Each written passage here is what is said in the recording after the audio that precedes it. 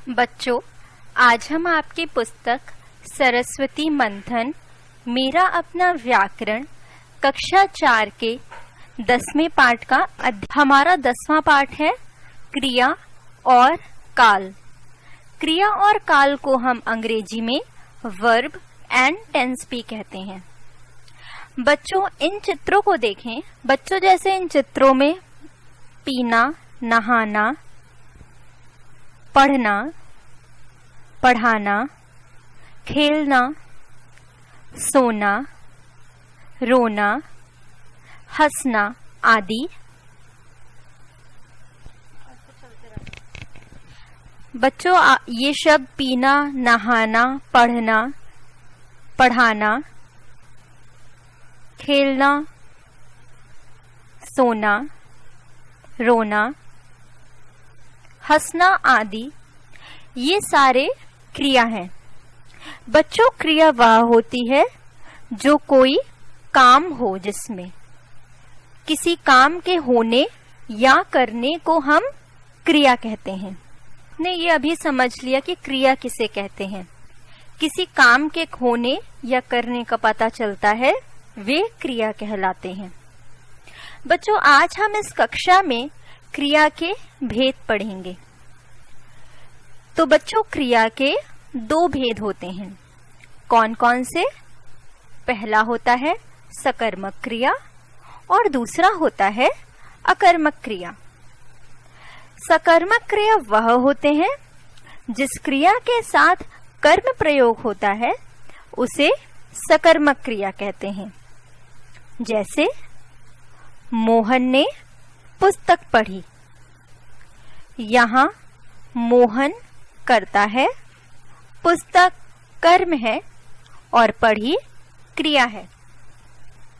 सकर्मक क्रिया से हम क्या प्रश्न का उत्तर मिलता है? दूसरा है अकर्मक क्रिया। बच्चों, अकर्मक क्रिया वह होते हैं जिस क्रिया के साथ कर्म की आवश्यकता नहीं होती, उसे अकर्मक क्रिया कहते हैं। जैसे वह पढ़ रहा है। यहाँ वह करता है और पढ़ रहा है क्रिया।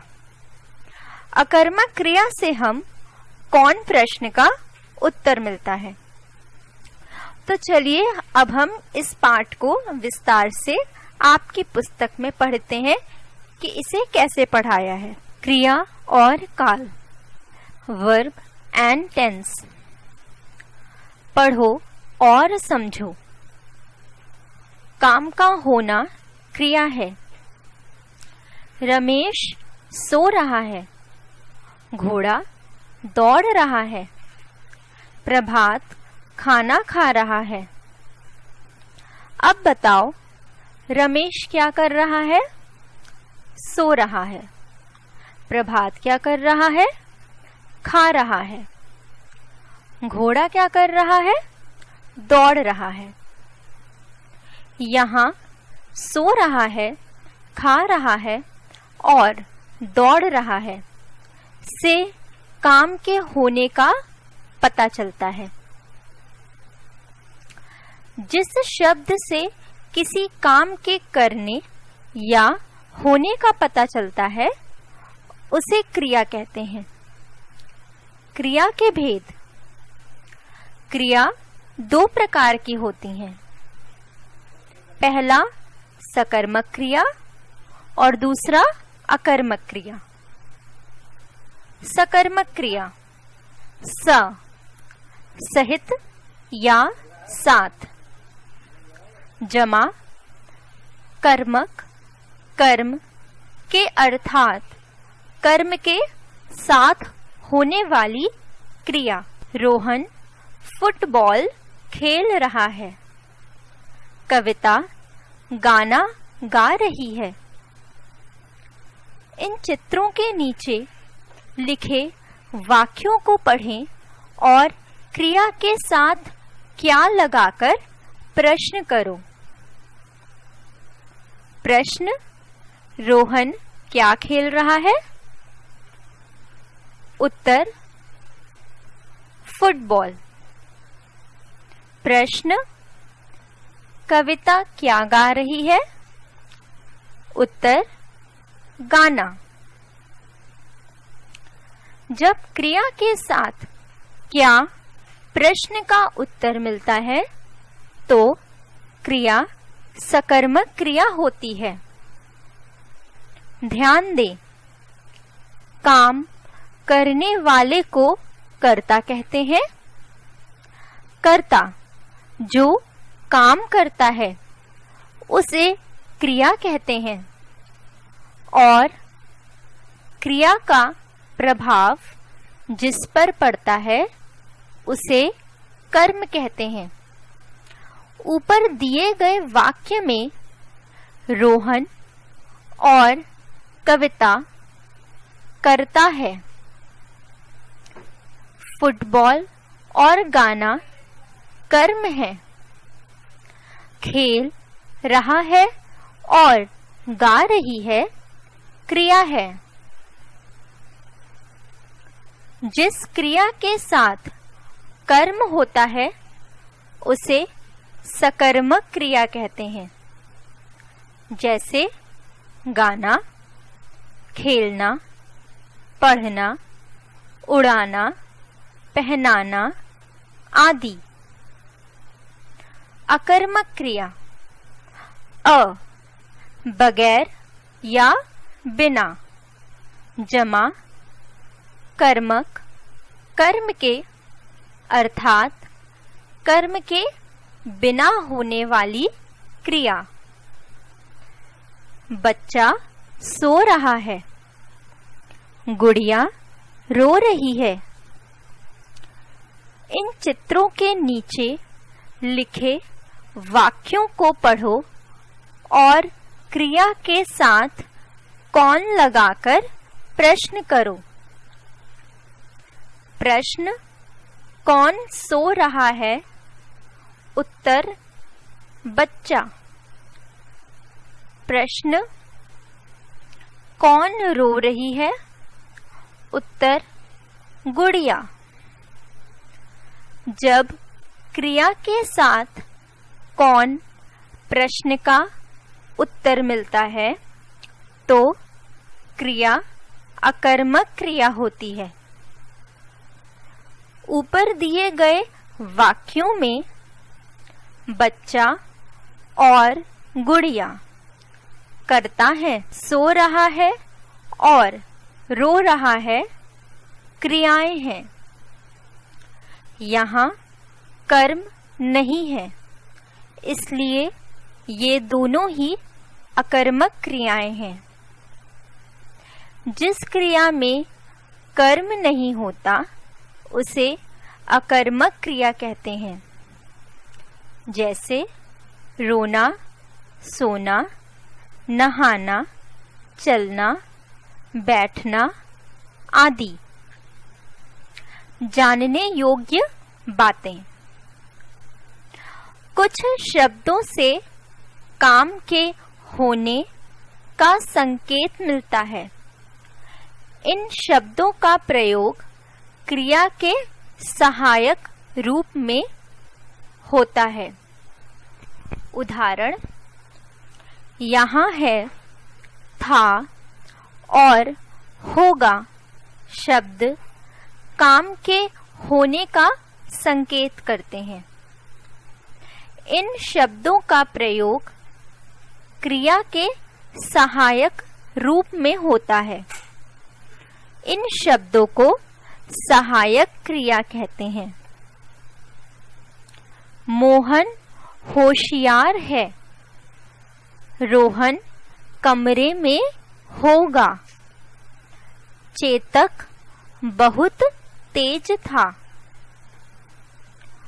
कुछ वाक्यों में एक से अधिक क्रियाएं होती हैं, जैसे अनुज नहा धोकर सो गया।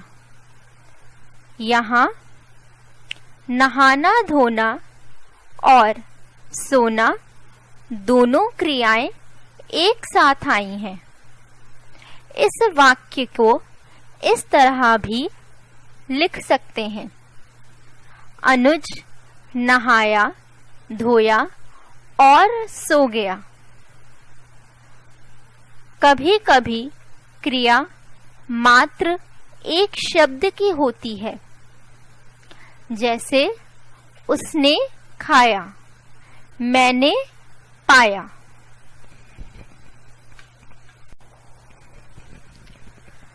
बच्चों, अब हमारा नेक्स्ट टॉपिक है काल। काल को हम टेंस कहते हैं। बच्चों, काल का अर्थ होता है समय। काल हमें समय की जानकारी देता है कि कोई भी काम कब हुआ। जैसे राम स्कूल जाता है, राम स्कूल जाता था और राम स्कूल जाएगा। तो इन वाक्यों में जाता है, जाता था और जाएगा, ये सारे ही समय का हमें अर्थ बता रहे हैं कि वह कब जाता था या जाता है या जाएगा, कोई भी काम कब होगा या हुआ था या हुआ है। तो चलिए अब हम इस पाठ को विस्तार से आपकी पुस्तक में पढ़ेंगे कि इसे कैसे पढ़ाया। काल टेंस। मोहन स्कूल जा रहा है। त्रिभुवन खाना खा चुका था। काल पिताजी कानपुर से आएंगे। यहाँ रहा है, चुका था और आएंगे शब्द क्रिया के होने की जानकारी तो देते हैं, साथ ही समय की पहचान भी कराते हैं। जैसे मोहन स्कूल जा रहा है, काम हो रहा है। दूसरा, त्रिभुवन खाना खा चुका था, काम हो चुका है। तीसरा, कल पिताजी कानपुर से आएंगे, काम होगा। क्रिया से समय की जानकारी होती है। क्रिया के जिस रूप से कार्य के होने के समय का बोध होता है, उसे काल कहते हैं। काल के प्रकार। हिंदी में क्रिया का समय 3 प्रकार का होता है। पहला वर्तमान काल, दूसरा भूतकाल और तीसरा भविष्यत काल। वर्तमान काल। वर्तमान काल को हम कहते हैं प्रेजेंट टेंस। क्रिया के जिस रूप से कार्य के वर्तमान समय में होने का पता चले, उसे वर्तमान कहते हैं। वर्तमान मतलब होता है जो काम आज हुआ। उदाहरण, श्याम खाना खाता है। तुम सुनील नहीं हो सकते हो। पंकज फुटबॉल खेल रहा है। यह खीर किसने खाई है? यहाँ खाता है, खेल रहा है, सकते हो और खाई है शब्दों से काम के सामने होने का पता चलता है। अतः ये वाक्य वर्तमान काल की जानकारी देते हैं। भूतकाल। भूतकाल को हम पास्ट टेंस कहते हैं। क्रिया के जिस रूप से बीते हुए समय में कार्य होने का बोध होता है, उसे भूतकाल कहते हैं। उदाहरण, राम ने रावण को मारा था। उसे कल रेल पकड़नी थी। वह खाना बना चुकी थी। मैंने अपना पहला इनाम 2 साल पहले पाया था। यहाँ मारा था, पकड़नी थी, चुकी थी, पाया था शब्दों से कार्य के हो चुके होने की जानकारी मिलती है। अतः ये वाक्य भूतकाल की जानकारी देते हैं। भविष्यत काल, इसको हम फ्यूचर टेंस कहते हैं। भविष्यत काल से आने वाले समय की जानकारी होती है। क्रिया के जिस रूप से पता चले कि कार्य आगे आने वाले समय में किया जाएगा, उसे भविष्यत काल कहते हैं। उदाहरण, रोहन कल मुंबई जाएगा। मैं रात को घर नहीं आऊंगा। क्या तुम स्कूल जाओगे? मेहनत करोगे तभी सफल होगे। यहाँ जाएगा, आऊंगा, जाओगे, होगे जैसे शब्दों से आगे आने या होने वाले कामों की सूचना मिलती है। अतः इन क्रिया शब्दों से भविष्यत काल की सूचना मिलती है।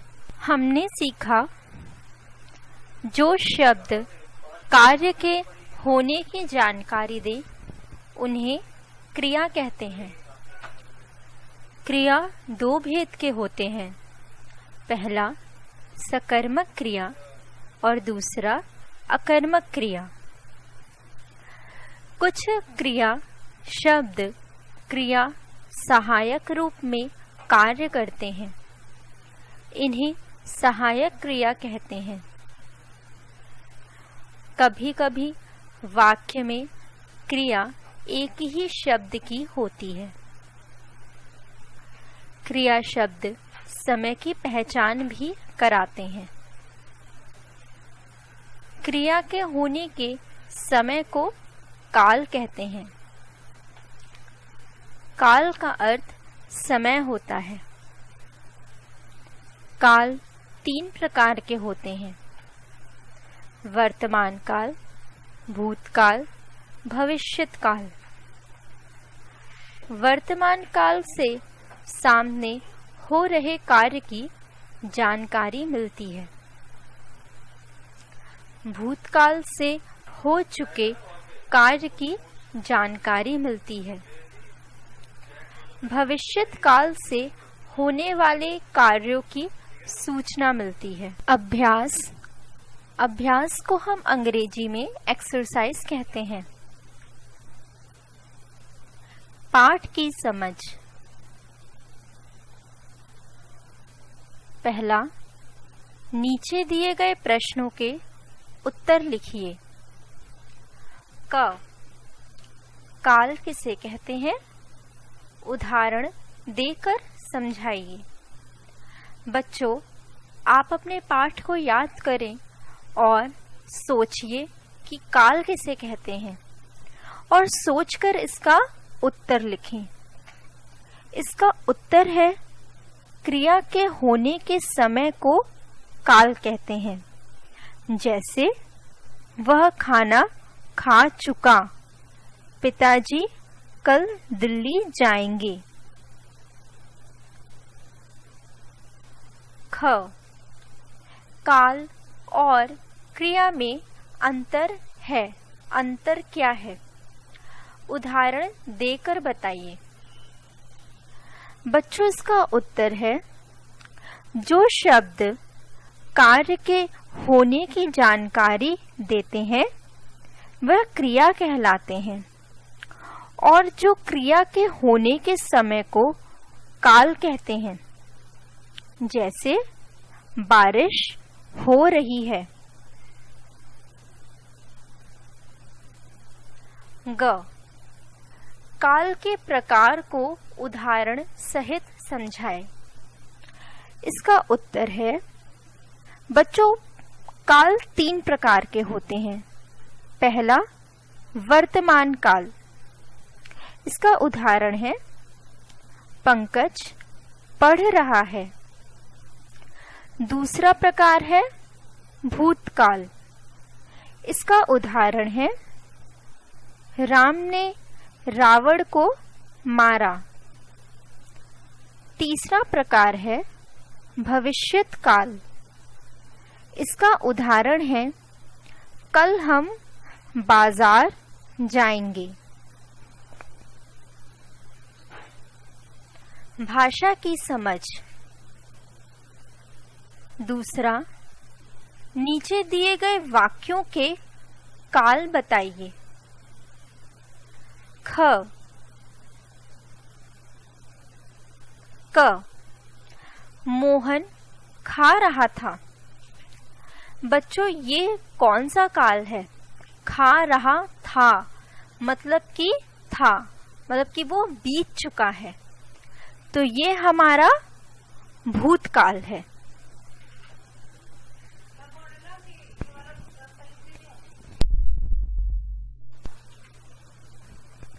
ख, सोहन ने नाटक देखा। सोहन ने नाटक देखा मतलब कि वह देख चुका है, तो ये आपका भूतकाल है। ग, उसे कल आना ही होगा। इस वाक्य में कल वो आएगा मतलब कि अभी कार्य होगा, तो यह आपका भविष्यत काल है। घ, मौसा जी अखबार पढ़ रहे हैं। अखबार पढ़ रहे हैं मतलब कि यहाँ कार्य हो रहा है, तो यह वर्तमान काल है। अंग, दादाजी का चश्मा टूट गया है। टूट गया है मतलब कि अभी ये कार्य हो रहा है, तो यह आपका वर्तमान काल है। तीसरा, दिए गए चित्रों के आधार पर उनके वाक्य में क्रिया शब्द भरिए। बच्चों, इन चित्रों को देखें। पहले चित्र में एक लड़का खेल रहा है, तो आप यहाँ खाली स्थान में भरेंगे लड़का खेल रहा है। इस दूसरे चित्र में चिड़िया क्या कर रही है? चिड़िया उड़ रही है, तो यहाँ पर आप खाली स्थान में भरेंगे चिड़िया उड़ रही है। इस तीसरे चित्र में बिल्ली क्या कर रही है? बिल्ली दूध पी रही है, तो यहाँ आप खाली स्थान में भरेंगे बिल्ली दूध पी रही है। इस चौथे चित्र में शेर क्या कर रहा है? शेर दहाड़ रहा है, तो यहाँ आप खाली स्थान में भरेंगे शेर दहाड़ रहा है। चौथा, वाक्य सही कर पुनः लिखिए। क, सोहन ने मुझे मिठाई दिया। बच्चों, इसका सही वाक्य है, सोहन ने मुझे मिठाई दी। ख, अध्यापक हमें सिखाता है। बच्चों, इसका सही वाक्य होगा, अध्यापक हमें सीख रहे हैं।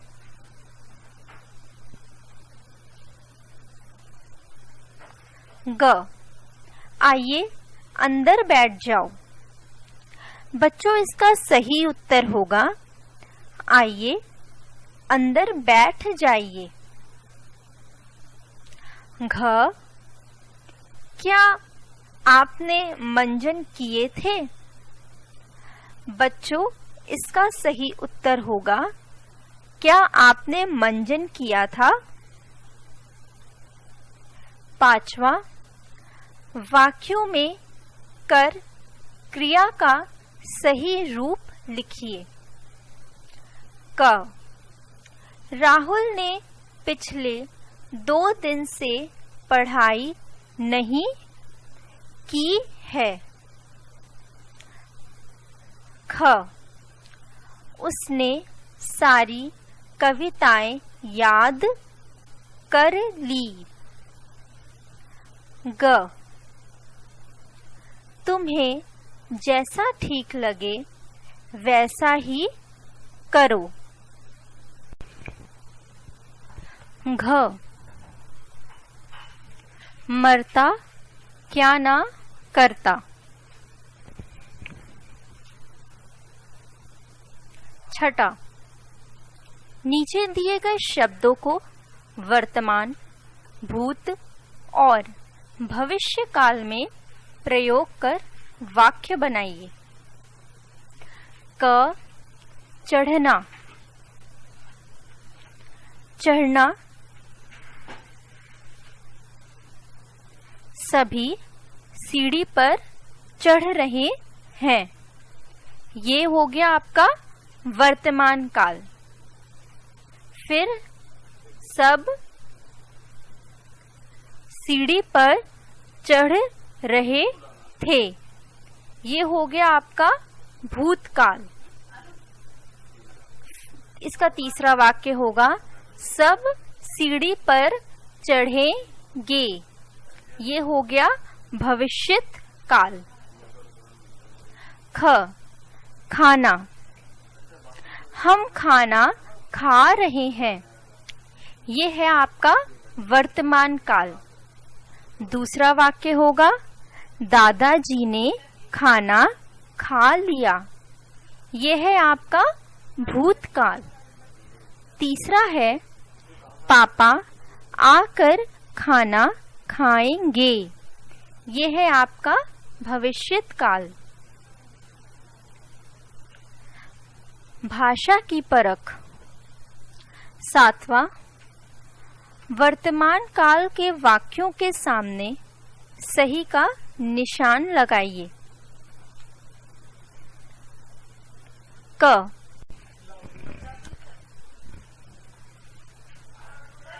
अध्यापिका पढ़ा रही है। ख, मैं बारिश में बहुत भीगी।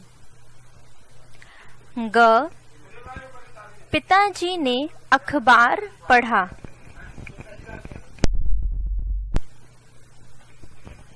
घ, सीमा भाषण दे रही है। इसमें बच्चों कौन कौन से वर्तमान काल हैं? पहला, क, अध्यापिका पढ़ा रही है। मतलब कि कोई कार्य वर्तमान काल में हो रहा है, तो इसके सामने आप सही का निशान लगाएंगे। दूसरा है घ, सीमा भाषण दे रही है। मतलब कि वह भाषण अभी दे रही है, कोई कार्य वर्तमान काल में हो रहा है, तो इसके सामने आप सही का निशान लगाएंगे।